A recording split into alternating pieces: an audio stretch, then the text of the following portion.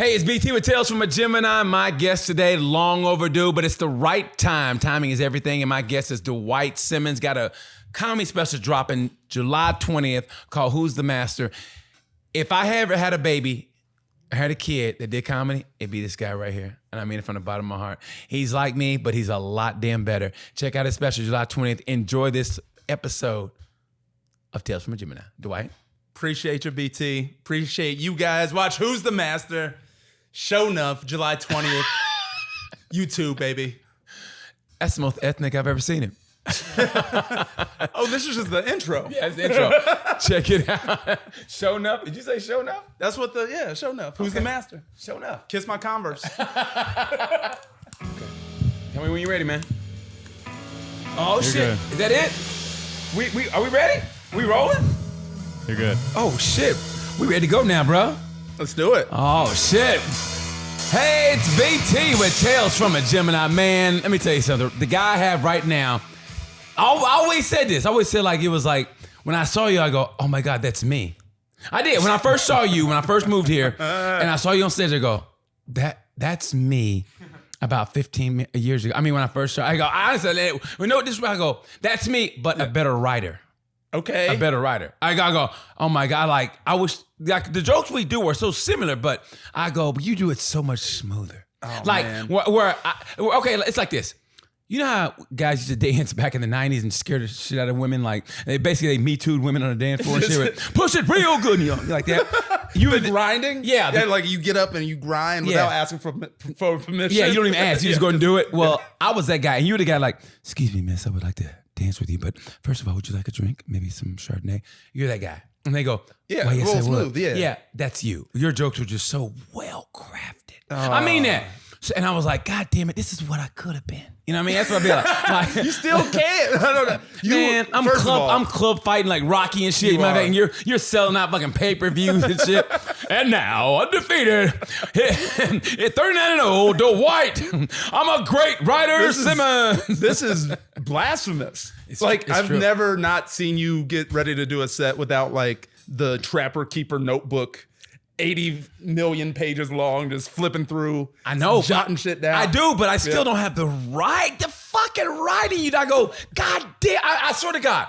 I mean, because I like everything, there's, bits we do similar because we almost are on the same wavelength in a way. I mean, I think our line of our line of thought or whatever is similar. Yeah. And that's not even being disrespectful to you. I'm just saying that's why I've always connected with you because I love what you do. And like, I had a joke about reparations and I saw you do your shit.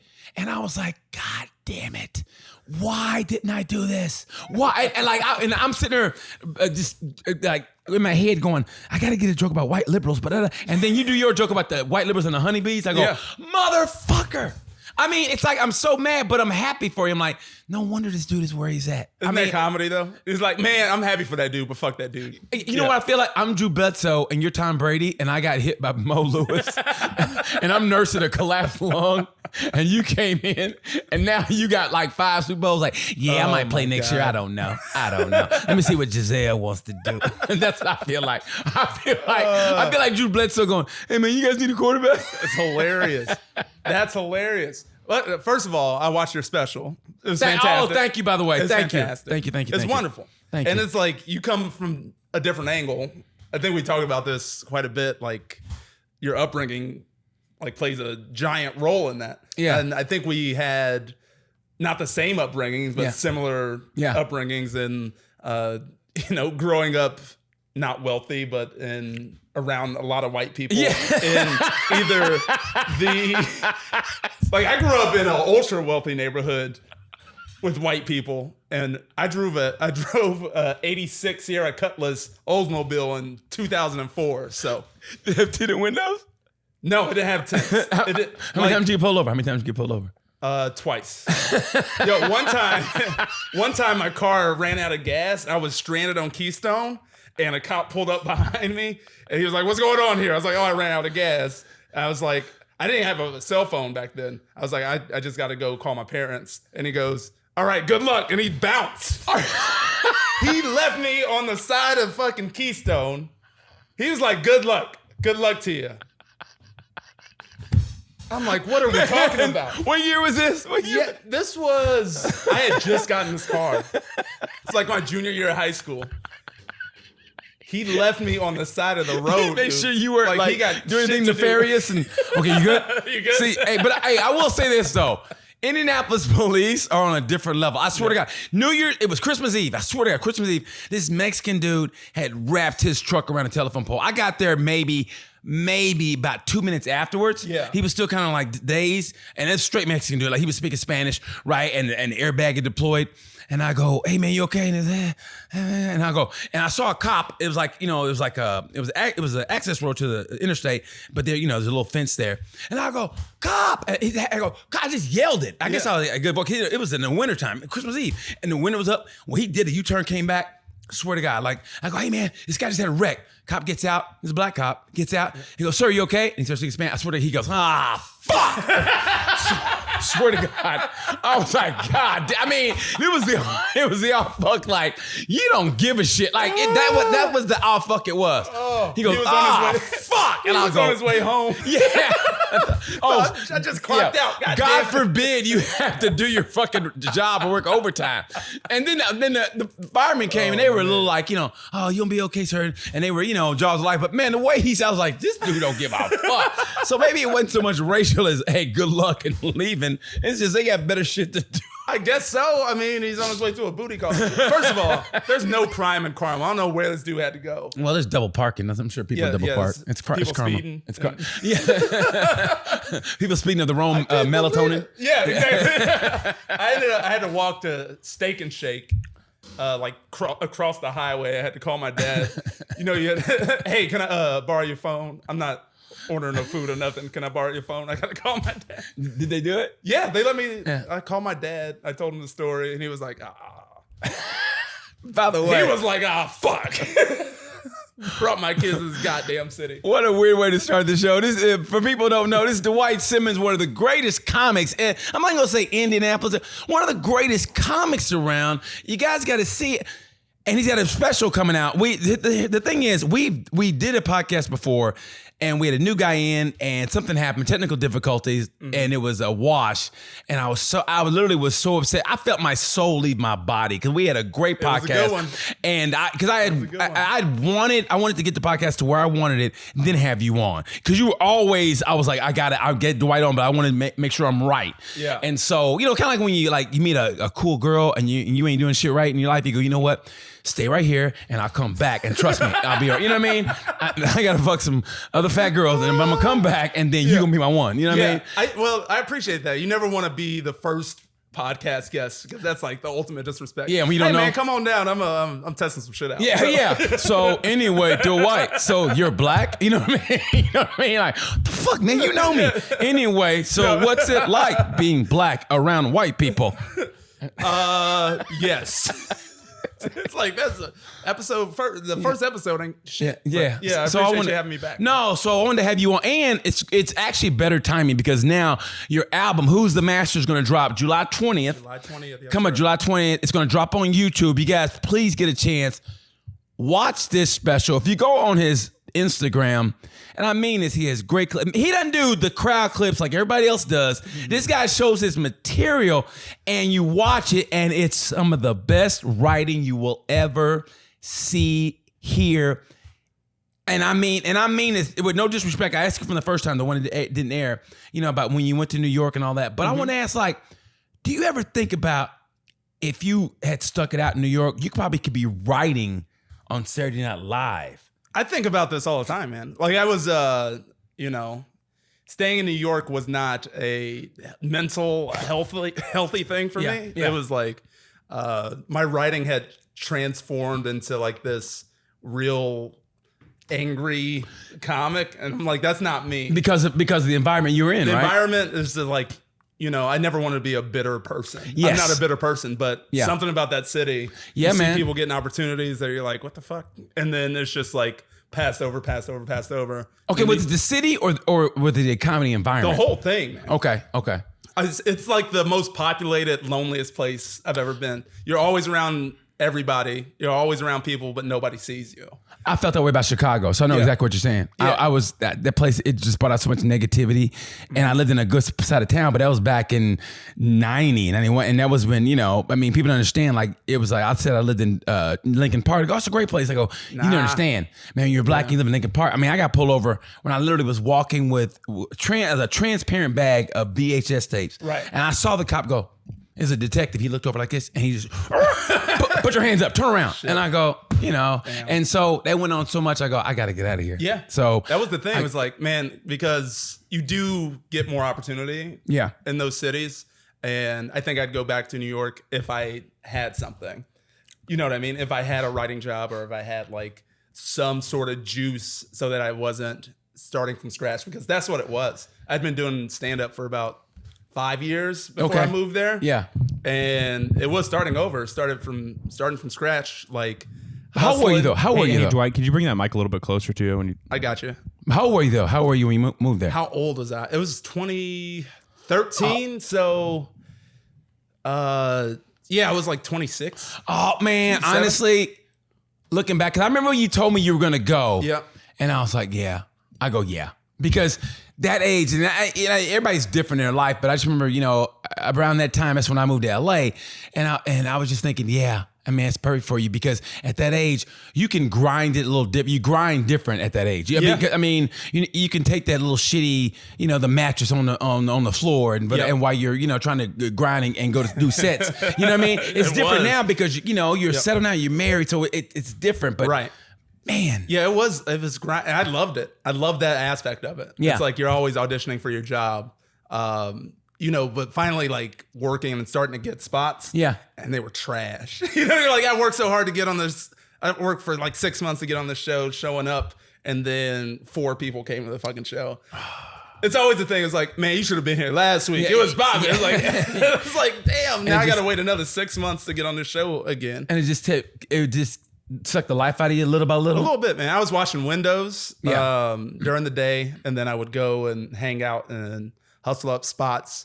And I never had a chance to like experience New York, like as a tourist. Yeah. Like I just went and started like hitting the ground running. Right. So I think that started reflecting in the way that I was writing jokes. Yeah. In the way that I was delivering jokes. It was very not me. Okay, like what? Like what? Give me an example. Do you remember any of those jokes you told during that time?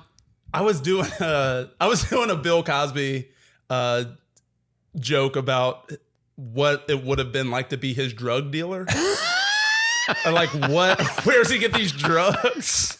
That's funny. It's funny. That's funny. What was the joke? It was, I can't remember exactly. It was just like, just a guy on a street corner, like, hey, I got that shit Cos was using, Gus. It's like, it'll knock you out.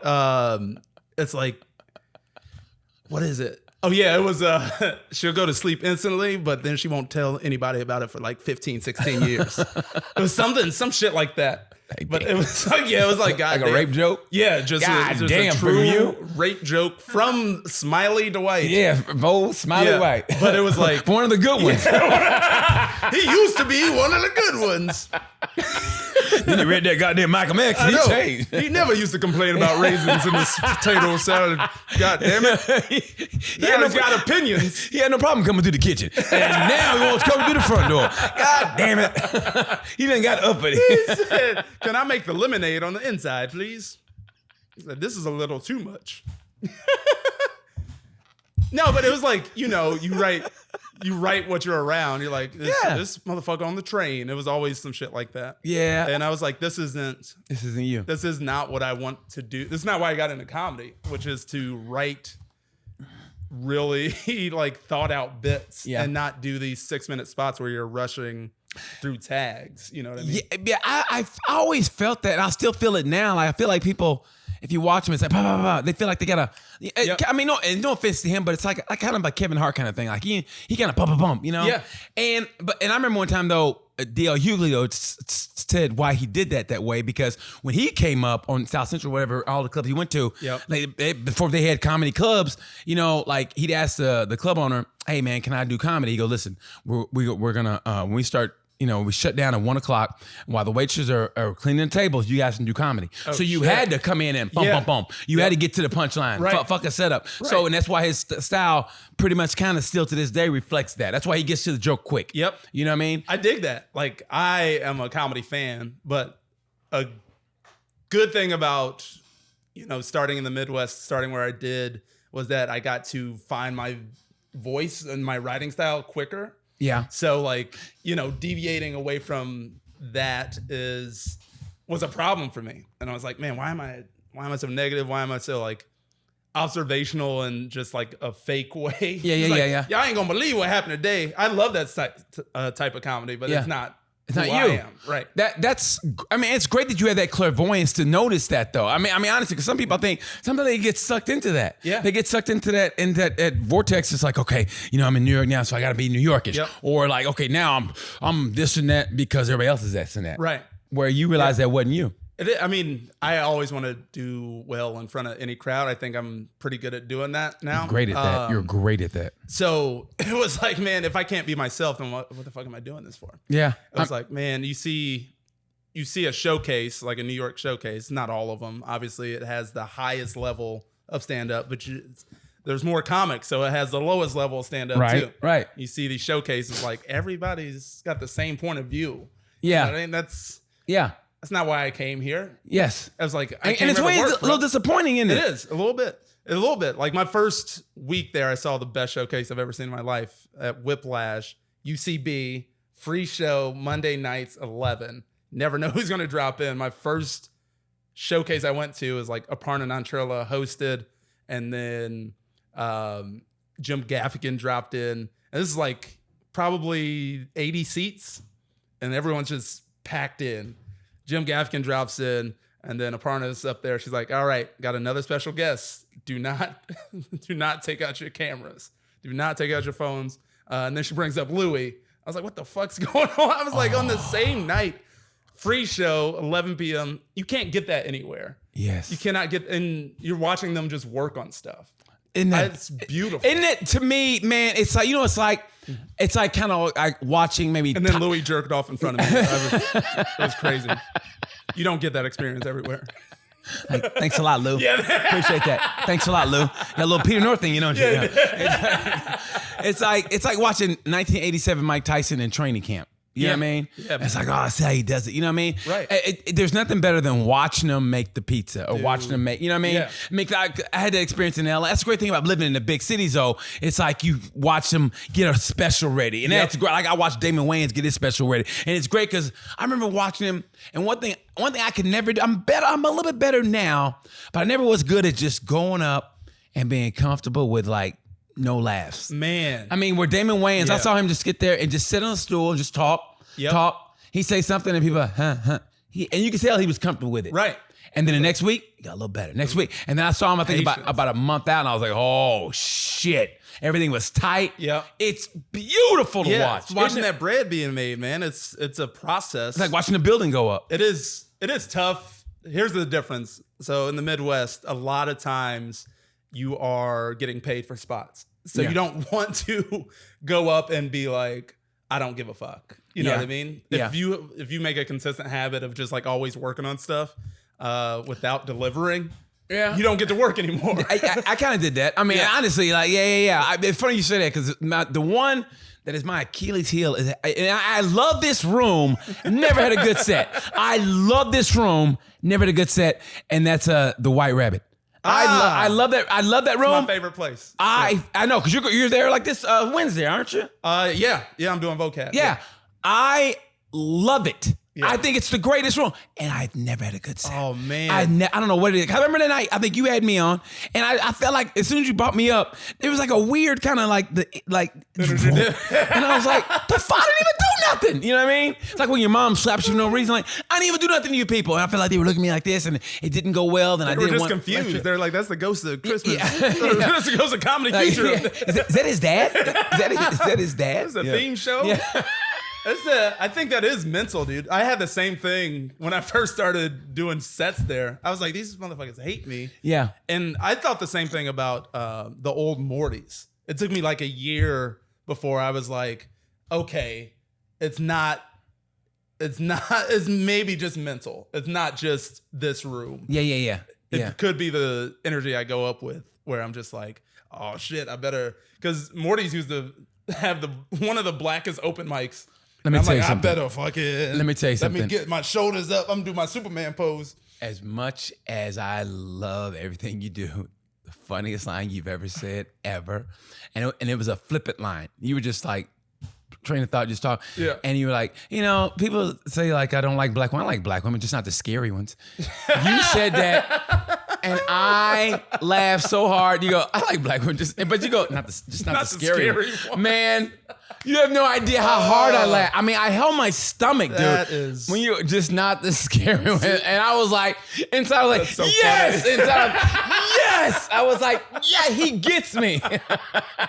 See, this is why I have to write. I can't go off script. I get myself into fucking trouble, dude. That's fucking hilarious. Man. I don't even remember that. Oh, I do. I remember because I had a chunk about like dating white women in Indiana, and then I forget what the tag was, but it was like, man, yeah, it was like, I was like, I gotta do both sides. Yeah. Like Vince Moore's was like, well, give the other perspective too. Yes. It's like you leaving meat on the bone, just like give both sides. And I was like, I didn't even write anything. I guess I just said I like black women too. If they ain't scary, Medea. But like, that's such a dumb. But it was flippant. I think because somebody said like something. stream I of think. thought. It was. Yeah. That's what it was, and that's why it was funny because I knew it wasn't written. And Right. the way you said that, motherfucker, dude. Yeah. I mean, honestly, I laugh, and to this day, I go, that's the funniest when I go, but. For guys like us, it's kind of true. Like, no offense, like, I got no problem saying I'm not a hood dude. Never been a hood dude. Yeah. I respect hood dudes. I have nothing against hood dudes. Yeah. I'm just not a hood dude. Yeah. And so, saying that, I don't really care for hood. Yeah. I mean, I Right. got nothing against them. Right. And if I needed, to get $5 from another woman, I definitely would hit one up. Say, hey, do me a favor. I'll pay you $20 if you bust this chick upside her head. You know what I That's mean? hilarious. I mean, but when it comes to dating, I'm like, hey, come on now. I feel that, man. Like, I am a better comic now, so I wouldn't say that on stage. I think I would write my way around it because I think the perception of black women in general is that they're scary. So if I say something like that, it's like, oh, what the fuck is this motherfucker talking about? Yeah, there's that fine line, and I never want to diss black women. I mean, you know what I mean? It's like. I just feel white enough as it is. I mean, like here it is. It's like this. Because I always say, in my soul, in my heart of hearts, I'm Malcolm X, Nat Turner, fucking with James Baldwin mixed in. But, for other things, for sexual my penis is like, it's kind of like Malcolm, it's kind of like Martin Luther King and Jackie Robinson. You know what I mean? It's like, my penis has a dream. You know what I mean? This is what MLK fought for. And this is what Jackie Robinson did. I can't let Jackie down. I can't let Jackie down. Branch Rickey is counting on me. So, but that's different though. I think your sexual or whatever. Yeah. It's different than what, your political belief or everything is. Right. But that being said, I know how black women's perception is to other people. So I'm more leery of that on stage now more than ever. I never want to diss them on stage ever. Yeah. I mean, not just from the blowback from them, which is, but just because in general, I don't like how that looks. You know what I mean? Yeah, it's a bad look. It's also like a very tired trope that's just not true. So it's like when you bring up that tag, man, I used to say wild shit just off the cuff. We all do. It was like, man, what the fuck is wrong with me? You ever watch an old clip? You're like, this is absurd. What are you talking about? Yeah, exactly. Yeah. It's funny in the moment, but then you look back, you're like, God, that didn't hold up well. Yeah. And I even to this day, sometimes I go, man, I shouldn't have fucking said that. So I'm kind of live. If I see black women in the audience, I go, I try not to, I don't want to diss them. And maybe I act like I'm flirting with her, whatever. But I don't want to make them look bad, especially if it's a mixed audience. I don't want them to, you know what I mean? Right. So I'm very leery of that. But a lot of my stand-up now is making fun of white women and their rise to infamy over the last few years. The rise of the Karen and the Joannes. So I think that's plenty of like, I don't want to add another.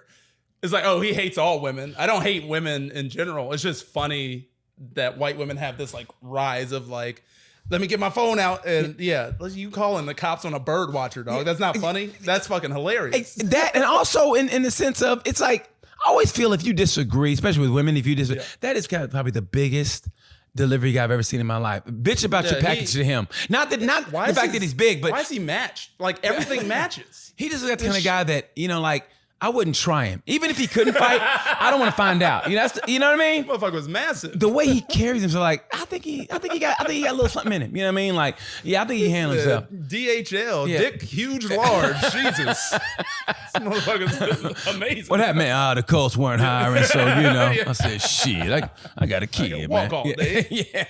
I got a bum knee. Jeez. But yeah, I mean, I feel like whenever you disagree with a woman sometimes, that they automatically label you like a misogynist or you don't like women. It's like, no, I'm just coming from a perspective of, no, you are in the wrong for always, like you said, calling the police on a bird walk, or like that time, I don't know if you saw the Instagram video of the brothers in New York, and the woman was like, no, this is my bike. Yeah. And then she goes, oh my God, starts crying with no tears. I know. Man, dude, yeah. Those are objectively funny things. I think like, it's funny you bring up that old bit, like you do need, it sucks because everything's like film now. It's like you do need time to develop material in a way that's like, that's what I loved about your special. Is like you're going into very politically charged bits, but you can tell that you've taken the time to not shove it down someone's throat. These are very well thought out jokes, and they're done with care. Thank you. And I love that type of comedy. Oh, thank you, man. I was like, man,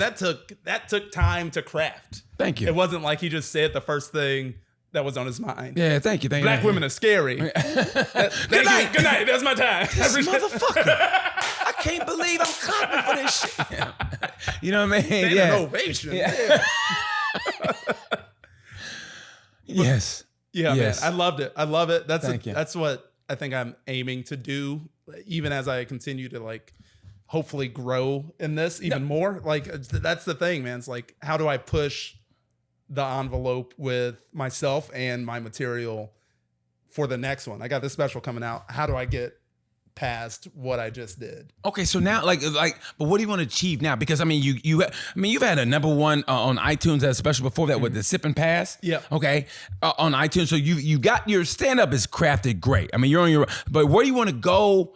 Like now, where do you want to send to? Because I mean, now I feel like there's just tiers. There's like the CK, Chappelle's, Rock, Burr. They're here. Okay, and then a couple, and then you got a little bit under. He could be there, but I say maybe Segura, Bergazzi, and then you got a little bit below it, and you have your Godfreys or the people that sell out the comedy clubs, right? And they're on that precipice, and then you got dudes who they grind it out. A lot of people don't know them, so like. Where do you want to go with this? Like, what are the overall goals? Because, and it's nothing wrong with being just a stand-up, there's nothing wrong with that. Yeah. But it's like, do you want to write on a show? Do you want to put packets together, try to get on a show, a sitcom, or what's the overall goal now? What do you want to do? The overall goal. So here's how I set goals. I do micro, like 6-month goals. So this special comes out July 20th. Okay. The goal of this special, that was a big goal. The goal of the special is to get enough eyes on it that people start to come see me, and I can get booked regularly at clubs that I haven't been booked before because I can bring in my own audience. Oh, okay. Isn't that the greatest? That's the main goal with this. The main goal with career overall is just like being open to opportunities that arise. I love being on stage. I love traveling. So I moved back to Indianapolis. I love getting my 2012 Toyota Prius 50 miles per gallon and driving to Oklahoma or driving to fucking Denver. Like I love that part of it. It would be nice if I could move a good amount of tickets because then I get to keep doing this and then you get to call your own shot. I would like to develop my own like web series, my own show. I don't know what that looks like, but yeah. Have you talked to people? Like, are you managed by anybody or? No, I haven't seeked management at all. You're fucking gold mine. Honestly, you'd be the kind of guy that I'm not trying to pay that 20% yet. But sometimes though, I mean, looking back on where I was at, it's like Yeah, I hear you. Yeah. But if that can get you, if that can elevate you, yeah, sometimes you got to take a step back, take a step forward. You can give it the right people, though, good management. Because to you, I mean, I don't know. If I was a big name comic, I don't even know if I'd want to follow you, though. Because it's like, you don't want them too laughing. I mean, you want them, you know what I mean? I mean, there's that heat them up and like, okay, they're right. And there's that like, all right, that's enough. You know what I mean? Hey. You know what I mean? I hope you brought your work boots. Yeah, exactly. Like, oh man, you got to put on the fucking, the yellow jacket and the fucking orange boots and the Timbs. So, so it's like, where do you want to be in that pantheon of all the comics and where you want to be? Like, because I could see you open up for a big name comic and then that person going, you know what? Fuck it, man. It's time for you to fly. I mean, you know what I mean? I mean, that's what Bird did with a couple of his opening acts, and now they're kicking ass. You know what I mean? That would be ideal. I think whatever way you use to get there, like you see people blowing up on social media by posting crowd work clips, and that's another way to get there. The way that I view comedy isn't that linear, like pantheon pyramid that you described. Right. It's, this person's great at this one thing and this comic's great at this other thing. Like everybody has a style. Yes. It'd be cool to be like Dwight Simmons has a style. Nobody can really do that. And I don't know if that's storytelling. I don't know if that's like political humor or just being goofy and wrapping it all in one. But I think there's still room to find the ultimate tier. This last special, was a great test, but it also showed me that I have still a lot of potential, like that's untapped. And oh my God. So the goal is to like find that first and then blow up. So what do you think you have to work on? I mean, because everybody has a little weakness. You go, fuck, I need to work on this more. Yeah, mine is just simply getting deeper, like getting more, pulling more.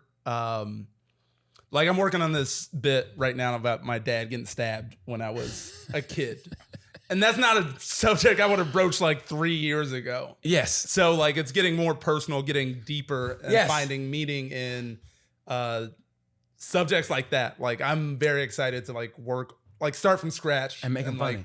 And make it funny. If I that, say that, you're like, that's how the fuck's that going to be funny? No, but we're finding it. I know exactly what you're talking about because like I'm getting to the point like my dad's not doing so well every his days, but you know, and to find comedy in that. I mean, it's like he's got Parkinson's really, really bad, and he was on he was in hospice like I think back in January, February. And I was like, oh fuck, and then man, he came out right. Yeah, and it's like okay, Dad's okay.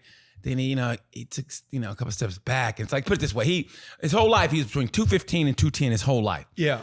He got down to 120, 125. Damn. And I was like, oh man, I go, this is, Still poking with that big ass finger. Yeah. I was like, yeah. So I went down to see Dad, right? So I go, Daddy, I said, you ever do any sports in high school? Yeah, I did football and basketball.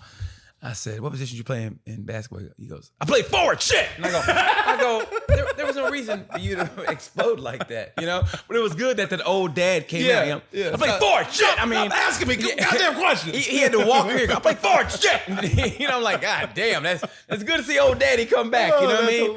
It's the truth though. And I remember doing that on stage. Forward. I remember this lady on stage goes, I don't know if I should laugh at that. I go, yes, baby, you laugh. That's why I say this. You know what I mean? Yep. And that's the way I look at it. I mean, you got to me, man, you got to take them bits that, I mean, like you said, you got to go deeper, man. I mean, there's that, and it's, to me, it's that process of being a comic where you start off, and you start off like a single man cooking spaghetti. You throw shit against walls. Yep. If it sticks, great. Yep. Okay. Al dente, baby. Yeah. And then, eventually, then it gets a little deeper. Yeah. And then you get that dark stuff making it funny. Like people are like, how the fuck you make that funny? Sauce. And that's great, man. I mean, I respect that type of comedy, man. I really do. Like, and that's what I want to ultimately become. Just because it's like, that's like, if I can get people to enjoy that, I think, people find their audience before they find like before they find the road to like the pinnacle of themselves. Yeah. That makes sense. Yeah. And like, I remember opening up for a comic very early on, and he's a clean comic. Yeah. And he's like, man, I got this audience. Like, I want to talk about political shit, but I can't. Like, because, that's horrible. Yeah, I know. And I was like, that sucks. I was like, that like changed my trajectory, I think, because he's like, I got all this like funny stuff that I just end up selling because my audience that comes to see me, he's selling out these clubs. If I go into anything political or like sexual or anything like charged, I'm gonna lose my audience. I'll lose my career. I was like, that is like that sucks. He's got to do a Pee Wee Herman and just jerk off somewhere. I mean, that's what he's got to do. He's got to do that to where he just lose them and start from scratch. He's got to do it, man. He's got to go old school, Lion's Den, side of the I-69 going to Michigan. That's just go there hilarious. and be in a peep show and just funny. go, hey, make sure you don't take a picture. You know what I mean? And boom, career over, start over. That's what you got to do. That's what you got to do. But first of all, save up. amazing. Make sure you got some stocks and everything. 100%. Yes, because you're going to take a 2-year. Pay off your house. Yeah. Explain it to your wife before. Like, Buy hey, a baby. Winnebago. Who says that anymore? Buy a Winnebago. Who says Winnebago anymore? Buy an RV. Right? Fuck is a Winnebago? Yeah, Winnebago. That's hilarious. BT bringing out Old school, vernacular from yeah. 1973. Stripes. Yeah. Remember that? Remember that? They had that RV that was a fucking. Oh my God. Yes. So that's what you got to do. Because I would never want to be handcuffed by. In a way. Oh, no. In a way, that's why I like. In a way, where I kind of like where my career. At least I can do what the fuck I want to do. Because I mean. Right. I'm not handcuffed like that. Yeah. I'm not cuffed, man. I mean, know. that would, God, to not be who you are. I know. That's kind of like being like in the closet. It is. He's been in the closet. What is that? You're just a character then. You're just doing a character. You're a shell of yourself. You are. And that's like, that is sad. And like opening for, I used to work both Morty's and Crackers. Yeah. And you get a different style of comic. Yes. And so, but between both of them, you'll always come across bitter comics that have been doing this for like 40 years. Yeah. And they like, they can wake up, go on stage and do the same act that they've been doing for Yeah. 40 years. It's like that would drive me insane. Yes. I do this because I enjoy the creativity aspect of it, and I Yeah. enjoy the audience interaction. Yeah. And I enjoy not knowing if this joke is going to work. Yes. Before I can ultimately get you back with something that does. If it works, then we're off to the races. But Yeah. I remember, man, I cannot be one of these bitter people that like look at other comics and be like, man, I didn't get that opportunity. I should have gotten that. And I mean, that's what was happening in New York. I had that mindset before moving there. I was like, I'm not going to be bitter. Yeah. And that shit just, it seeps in, man. Because that wouldn't be you. I mean, it's wouldn't. like, yeah, you got to like that. You got a light in you that shines when you're on stage with that smile, and you can get away with a lot of stuff. I mean, good stuff because it's well written and crafted, and you got the smile behind it, so it works beautifully. And yeah, if you came out mean, it just wouldn't work. You being mean, it wouldn't work. Y'all motherfuckers finally ready to laugh. Yeah. It's like, who the Yeah. What about reparations, Oklahoma? Oh, Bible Belt. I bet Jesus write me a reparations check. Oh, but y'all can't, huh? Yeah. Anyway. Good night. Yeah, exactly.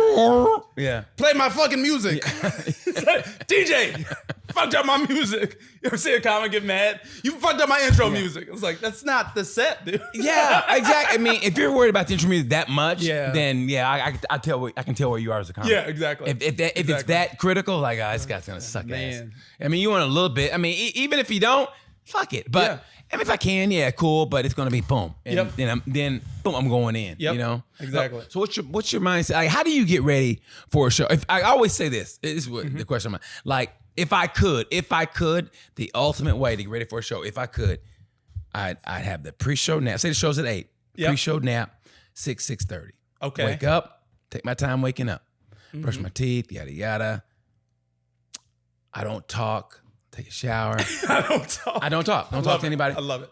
Get in it. Hopefully, a place has a green room. This is the ultimate fantasy scenario. Okay. Place has a green room. Get there. Hopefully, nobody's in the green. Hopefully, I'm working with all locals, and no one comes to the green room. Yeah. I fucking hate that shit. I mean, this is if the ultimate scenario for me. If I could, no one's there. I get to have all my shit out like this. Have it all out. Yep. Going over everything, right? Then maybe somebody I know comes in. We get a little light banter, maybe say a couple funny things. Okay, he's kind of heating up. Yep. And then, maybe have a coffee. And then when they call me out, I come in and boom, because that energy is saved, it's stored, and it comes You haven't out. wasted it. Yeah. Yeah. How do you get ready for a show? Okay. On the road, for sure. All right. I love just getting ready in my hotel room with music playing in the background. Yes. What kind of music? What kind of music? I like The Roots specifically. I like a Nas album. I like some J. Cole. I like lyrics. I like lyricism. I can see that. I like lyrics, and just to kind of pump myself up. Sometimes I'll have a beer. If the show's at 8, might have a beer at like 6:30. Sometimes I don't. It just depends. But shower, get ready, take my time. Like you said, get to the club. I like also just getting into the green room. If there's no green room, like you do the loony bins, you got to sit in the back of the room. I was like, I'm showing up at the exact last minute. I don't want to see the audience. Yes. I don't want to see the audience. Exactly. Like, it is like, it fucks the whole flow up. Like when you go to Little Rock. Oh my God, dude. Yeah. Yeah. You just stay in the office. You just, yeah. It's like, damn. You walk in, you smell 1993. You go, Tim Wilson was there. Yeah. It's like everybody's mad. Yeah. Like everybody's pissed off for some reason. It's like, damn. What happened? They told my Fiero. I like to, depending on where I am, I like to write my set list at like the last minute. Yes. I like to like feel the energy of the room. I might start my set list when the MC's on stage. Yeah. I'm just like, bam, bam, bam, bam, bam. Don't overthink it. I started doing this a couple years ago. I think it's helped where I'm not so structured and then kind of just flow into bits. Yes. Because it lets me at least talk through it a little bit. And to me, it helps the creative process also. Maybe you get to a bit different. Yep. You come backdoor it. Yep. You know what I mean? And by writing it last minute, writing the set list last minute, it sparks it so it's there. Yeah. Like you can't forget it. Yeah. Like you shouldn't forget it. Yes. Yeah. That's what we do, so you shouldn't, yeah. Yeah. And then I take a beer on stage typically and do my thing. But yeah, it's if I have to drive to a show, same thing. It's like music, beer in the car. No, kidding. I was like, whoa. Dwight, he built different. No wonder he's getting pulled over. Yeah, he don't give a fuck. No, it's like, so yeah, I like some old school roots. I love Black Thought. Yeah. Just to get that mindset of,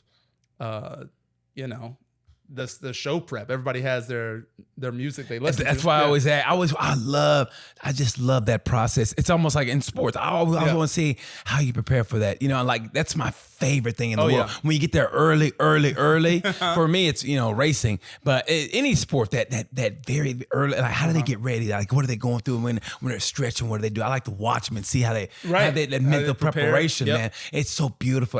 That's why I still love about it. You know what I mean? Yeah. That preparation, man. Like how are they doing this? Right. You know what I mean? I see. I like. I'm the opposite. So I like some banter in the green room because then I can't think about my set until the show starts. You know what I mean? Yeah. Whereas you write like shit out like it's insane. It's like watching fucking Rain Man just flip through notebooks. And I shit. do. It's all like this, and it's like, and sometimes I want to go. I mean, I almost like, hey man, could you shut the fuck? You know how many times I want to go, hey, could you please shut the fuck up? But I can't say that because you know what I mean. Yeah. But I always want to go, man, please, could you please shut the fuck up? You know what I mean? Yeah. Trying to get this shit right. And it's weird, like especially open mic. It's almost better to me because it's like I'm trying to I don't want you never want to do a bit that's tried and true on open mic. You always open mic, so you want to try new shit. Yep. And it's always that one that comes like right then and there in the room, like there it is. and you're trying to get it, Hey, BT, what's up, man? How you doing, dude? Where you been lately? It's like, Could you please? yeah, and you're like, shut the fuck up. and then you're going on maybe in 3, and everybody's doing like 4 minutes, so you're like, oh, and you're right, and then you just and then that to me is the best, because you can't wait to get to it. Oh, I love it. I love it. It's like a street fight. It ain't gonna last long, so you're gonna throw everything in there. You know what I mean? It's like fucking elbows, like, bam, you go. Boom, street fight don't last long. You got bump, and it's over. I love the pace. I'm a Really? pacer. Yeah, I love the pace. Pace is good because it gets the mind going. Yep, I like that. It's always get the jitters out. It's always good to me, man. It's the brain, getting the brain working, the brain jumping, man. Yep. That is it for me, man. To get that brain working and moving, and then you get that perfect energy space. I mean, that's why I don't even think they do this anymore. Like, I don't think anybody does morning radio anymore. I mean, actually, I said that, but I did it in Arkansas, of course. But I mean, I don't know anybody who does radio anymore. But the key for me with morning radio was, if no one talked to me while they picked me up and take me to the radio, if no one talked to me, like, please shut the fuck up. Yeah. Right? Let me hear what they're talking about. Let me shut up. I mean, let me hold my energy, because that energy's there. Right. So you hold it, because you're waking up. Your energy was stored or you were sleeping. Right. So when you wake up, don't say nothing. Keep it here. Keep it here. And then have some new bits that maybe aren't working, or just have new stuff. So when you do it on the radio, you're forced to be clean. Right. And there's that energy coming out. So I always find that's the best place also to try new stuff. Right. Is morning radio. Yep. And if no one, like I said, no one fucking talks, and they shut the fuck up in the car, and you get there and boom, you know what I mean? You always have that like nervous MC that's like he just has to talk. So man, like, how long you been doing comedy? So like, Motherfucker. yeah, you know, like I've been doing like 2 man. I just tell people all the time. I mean, I'm ready to headline now. Hey man, why don't you work on fucking cleaning the fucking car up? 6:30 in the Why I got Mountain Dew bottles? I stepped on a goddamn gum wrapper. Why is there a paper bag as your window? I mean, yeah. you know what I mean? It's like, That's taped. man. You know what I mean? Man. Right? Yes. Right? Yeah, And I was that guy. I was like, I had a Jeep Grand Cherokee, and I'd go pick up the headliner, try to clean it up as much as possible, but it's old. Yeah, you go, It's loud. It's good. Yeah, It's gonna yeah, get, it's bro. good. It's man. gonna get. I'd be like, what music you want to listen to? I had the like 6 CD changer. I was like, I got like 6 CDs in here right now. What do you want to listen to? I was a dream, an absolute dream. I went to pick up Neil Brennan for Bob and Tom. Yeah. And this motherfucker was late. They're always late coming down from the hotel. And he was like, he texted me, do you want a coffee? I was like, yeah, that sounds great. And he comes out with just his coffee. I was like, this is a stunt, dude. You just stunning on me. Just big time me with no coffee. And then he was like, he just talked about like money problems. He's like, yeah, since Chappelle left the show, man. He's like, don't get me wrong, I'm still rich, but you know, I gotta stay at this fucking hotel. I'm like, we're at the Crown Plaza. What is wrong with you? Fuck. I know, man. Rich people problems. Rich people problems. But that's like, I was always like, I want to let the headliner talk as much as possible. Yes. Just to like gleam anything. Yeah, I always to me, if I'm in a room with people who are better than me or doing better than me, I like to shut the fuck up and listen. Yeah. Surprisingly, I like to listen and try to, you know, soak that shit in, man. You know, that's why, believe it or not, I'll sit there and go, because obviously I'm doing something, I'm not doing something right. I listen to them and see what you can take from them. And, you know, and can it apply to you? Right.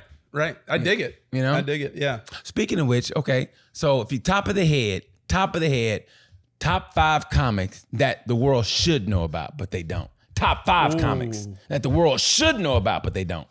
That they should. They should. Okay. That should be a household name, but they're not. Can I say Maria Bamford? You can say who the fuck you want to say. Okay. I don't know if that's a household name. I don't think so. No, a lot of people don't know. Watch this. Wyatt, do you know who Maria Bamford is?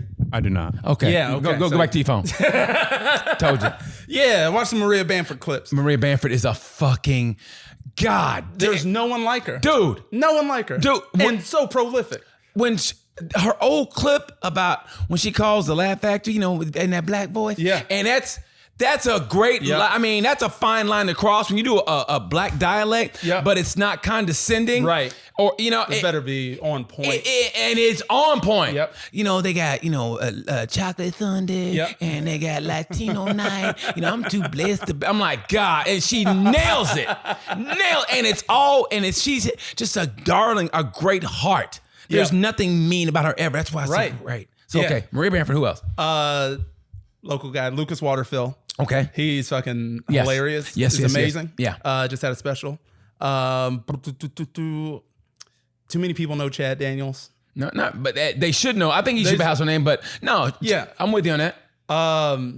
Yeah, you want to talk about writing, you want to talk about prolificness. No. This motherfucker is I'm with you. Fantastic. I'm with you.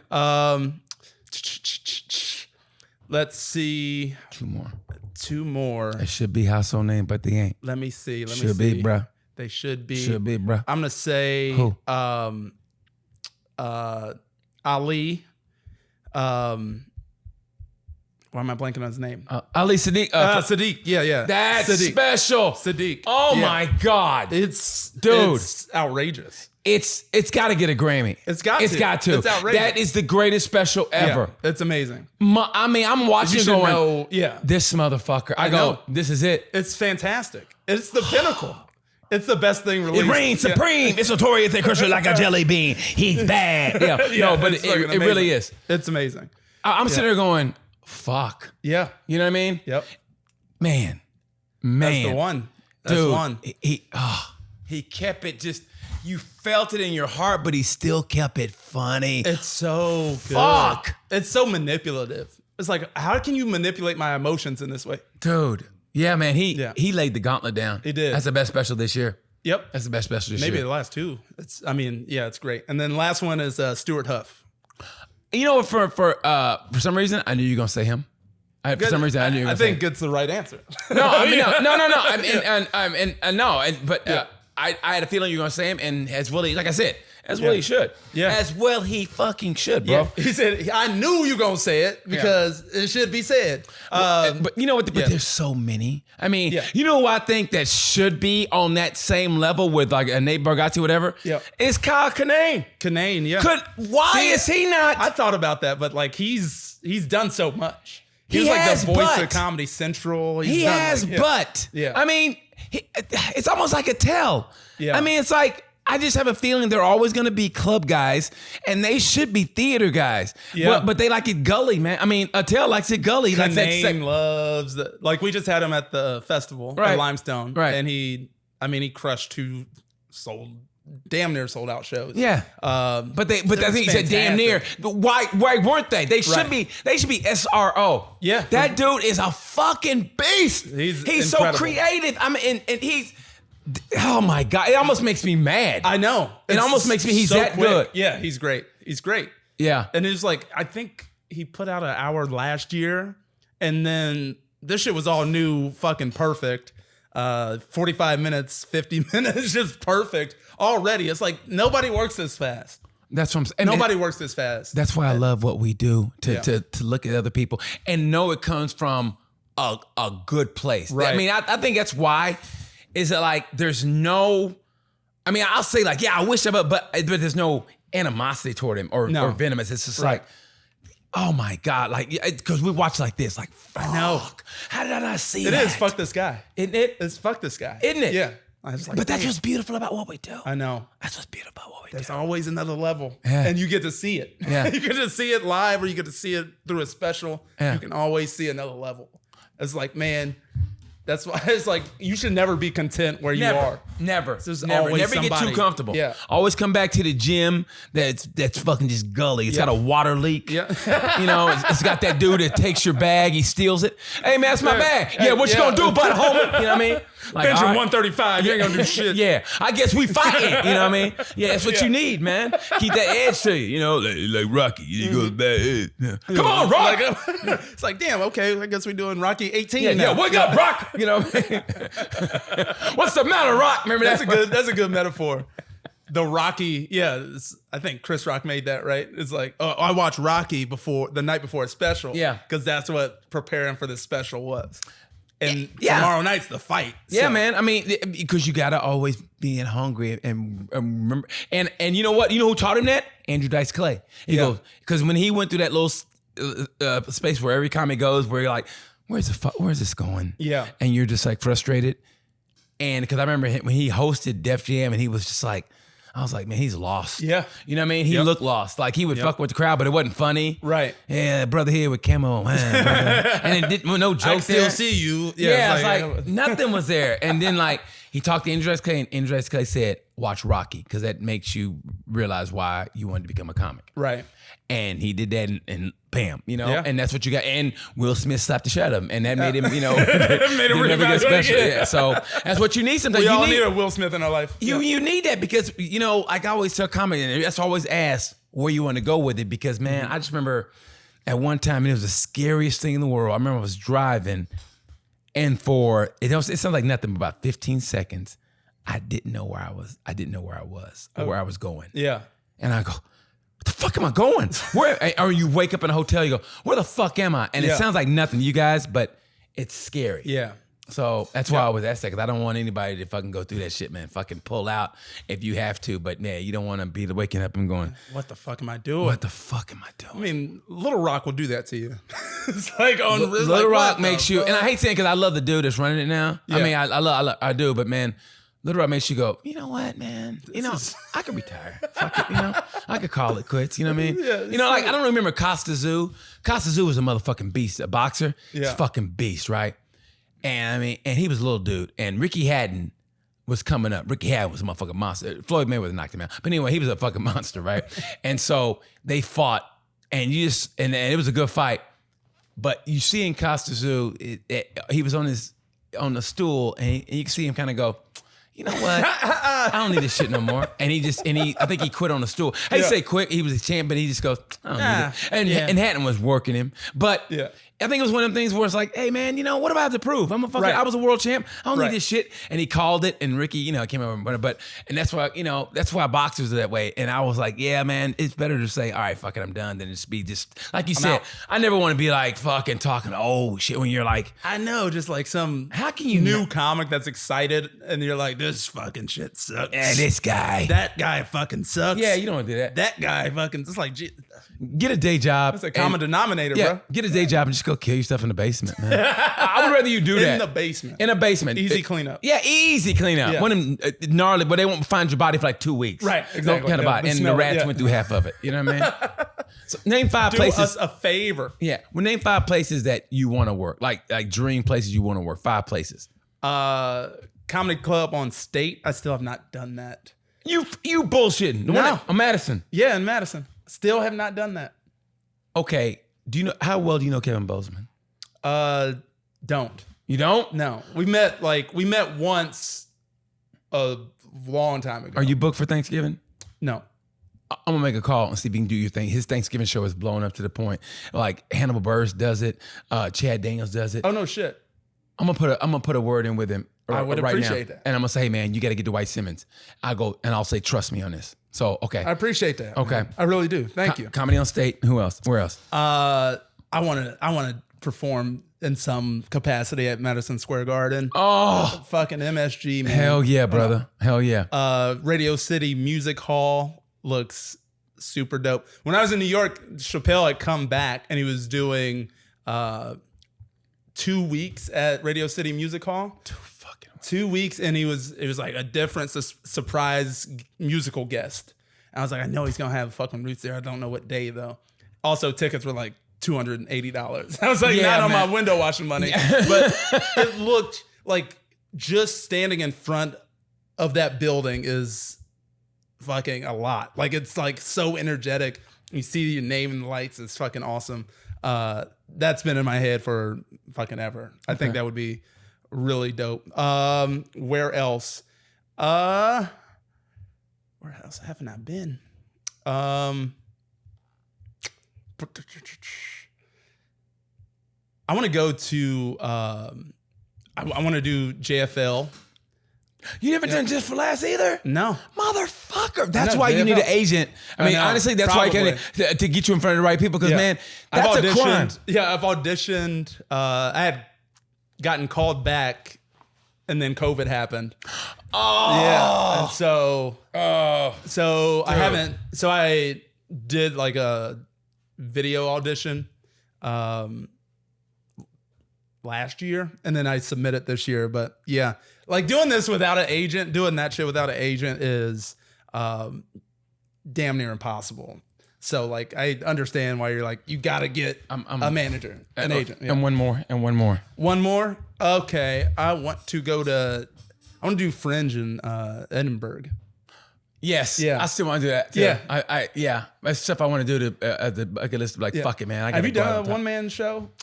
Dude, I wrote one out. Check this out. Yeah. This is one of those things I believe in. Like, you throw it out there and the universe finds a way to make it happen. Yep. I wrote a one-man show. Didn't know what the fuck to do with it, right? And that's when Billy D. Washington had an idea for a show between 4 mainstream black comics to get together. And that's when the Sell Out Comedy Tour came out. And I used material that was going to be my one-man show in that. Oh, dope. And and that material came from that. Like honestly, it's like, it's almost like us. We call it Sell Out. Right. And, people always say, hey, you're the whitest black guy. He goes, but things, remind me how black I really was, like, the local police force, a white girl's parents, you know what I mean? They let you know how black your ass really is. And that went to the show. Yeah. That was gonna be a one-man show, but that actually was jokes I used in my show. Right. And that helped me find my voice, actually. Yeah. That was weird, but yeah, so Billy actually kind of helped me do that. I mean, because I was like, that's why when you did your shit, the whitest black guy, because I had that, I was like, and that's why I related to you. That's why I was always, you know what I mean? Right. I was always like, that fucking my man. Because you watching you made me go, like I said, better writing. I go, that motherfucker. You know what I mean? That's why. And also, but here's what I want to do with you though. Okay, so true or false? TRF. Yep. Have you ever suffered from black guilt? Black guilt. In the sense of an example of black guilt. Yeah. You ever over tipped for some shitty ass service only because you felt like you had to? Yeah. Because 100%. Brothers before you came in, and that's why like you were getting shitty service. Weekly basis. on a weekly basis. You could look a hope diminish from the waitress' eyes. She looks at you like Mike Tyson's opponents in the 80s. Like, oh fuck, I got no shot. Like, there goes that tip. Yeah. What your ass want? Y'all always coming in here. Wow. I want to. Wow. You ain't got no salad. Wow. Oh, we ain't got no ranch. We ain't got no balsamic. Oh, that's hilarious. If I don't ask for like anything special, I feel like that's a win. I don't demand like extra shit. I'm like, he might be one of the good ones. Okay. Yeah.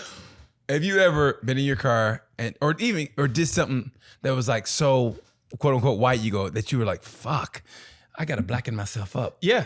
Yeah. What? I drink craft beer every fucking week. My brother in Christ. Dude. Yes. All the time. And I love it. I love it. You walk into any brewery, it's like the record scratches.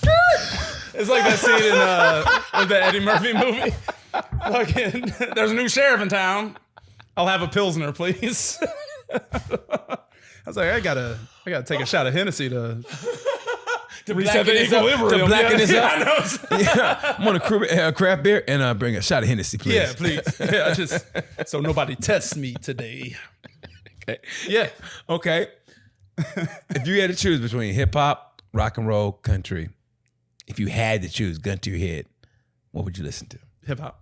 Okay. It's not even close. Yeah, I kind of figured you would on that one. I mean, I feel so guilty because I think I'd go with Journey every time. Would you? Yeah. Why Dude, you feel guilty? I fucking love Journey. Yeah. Dude, Journey. Fucking see, rock. Wyatt's laughing. He's white. You give me Journey, Bruce Springsteen, and U2. No. Oh God. Motherfucker. Jesus. Yeah. And then Jay-Z comes in maybe 10th. No. We would never survive on a road trip together. Oh, yeah, we would. Yeah, we would. Yeah, Vince Morris actually had me stop the car. Because I was listening like Motorhead and Judas Priest, and he literally made me stop the car in the middle of nowhere in New York. No lights. Access ramp. He goes, I love you, but I gotta go. And he gets out the car and gets in another car with Billy D. Washington and Louis Johnson got in my car because I was listening to heavy metal and I was driving. God. And the rule is whoever's driving controls the fucking radio. Yeah. And he was mad at him. That's always the rule. Yeah. The whitest thing you've ever done. The whitest thing I've ever done? Yeah, white. I mean, where you were like, God damn it. The whitest thing I've ever... Like white, like, oh, fuck. Like maybe you got a lawyer instead of fighting somebody. Hey, guys, let's talk about it. Come on. You asked for the manager. What's the whitest thing you've ever done? The whitest thing I've ever done? I don't know. I'm married to a white woman, so I mean that might be a black thing now. That's a black thing. That's a black thing now. Yeah. Thank you, Me Too movement. The whitest thing I ever done. Let's see. Oh shit. Okay, I went to the Third Eye Blind concert. God damn, even I wouldn't do that shit. Yeah, it was fucking. I was like, where? Also, how's it gonna be? I was like, they were mad because I guess people were mad. I don't know the music, but I guess everybody was mad because they weren't playing the hits. They were playing the new shit. Everybody like, what is this? I guess they were like a depressed band back in the day. These dudes got families now and they're doing all right. They're all happy and shit. I can afford groceries. I'm like, this fucking sucks. No, like- some called Whole Foods. Yeah, no, just like, this is like, I don't want to kill myself and I'm doing great. And they're like, kill yourself. Fucking kill yourself. It's the truth though, man. Yeah. Those bands when they're going through their angst in their 20s because they're know. broke, they That's got what they got their hunger pains. I was laughing my ass You had off. no idea what the songs I know. were. Also, I go to the Indianapolis 500 every year. I do that too. So Yeah. yeah. I mean, That's I'm us. racing. I'm Yeah. racing, bro. But yeah. I go to the infield and people watch. It's fantastic. It's the best people watch because it's not just rednecks. It's rednecks and hillbillies, but now it's like young kids cosplaying rednecks and hillbillies. Let me tell you something. It's so funny to me. I went to the 5 and I literally felt like the old dad, like get off my lawn because they had a band playing, Yeah. but it was the last 20 laps and it was a good race. And I Oh. almost went, could you shut that goddamn music off? I mean, I'm watching the race. Like when I'm watching the race. when I'm at a race and somebody's trying to talk to me, God. I'll look at you with that face like, I don't remember asking you a goddamn thing at Samuel L. Jackson face. And I get so fucking mad because I'm actually watching. I don't want a Yeah. conversation. Yeah. This is what I want to watch. Yeah. So please, Oh again, my God. shut the fuck up. I love it so Yeah. much. Man, I love goddamn it, Dwight. I mean, man, if you guys get a chance, his new one, his special, Who's the Master, comes out. YouTube. I'm telling you, folks, this is comedy the way it's supposed to be. He's not running all over the stage like myself, doing Martin Lawrence, doing the calisthenics, trying to get a laugh. Somebody sits in the pocket ain't just, crazy. and just delivers Right. crisp fucking knockout punch lines. And when you go to his Instagram, it's not crowd work. It's actual fucking comedy the way it's meant to be. Set up, punch, bam, sometimes punch. It's beautiful. It's comedy, and it's my man Dwight Simmons. Goddamn. I really appreciate you, And he's PT. got a podcast out called Matt and Dwight Just Might. Check that out. Anything Please. else you want to say, bro? No, I appreciate. Please check out the special July 20th. It'll be on YouTube, like you said. Everything BT said. I really appreciate you having me, man. This is great. I love chopping it up with you. Dude, anytime, bro. We don't talk about nothing. We're just like, dude. Yeah, remember that time you got pulled over? It's like, hell yeah. We need this. The best is, I don't have a cell phone. I ran out of gas. Oh, okay. Well, good luck. Whoa. What kind of cop is that? The fuck? Ain't radioing in or nothing. This is crazy. Radio dude. in. All right. Well, that's it. Thank you for watching Tales from a Gemini. I appreciate it. I'm BT. It's my man Dwight Simmons. Check out the special. Until next time, you know the word. Peace.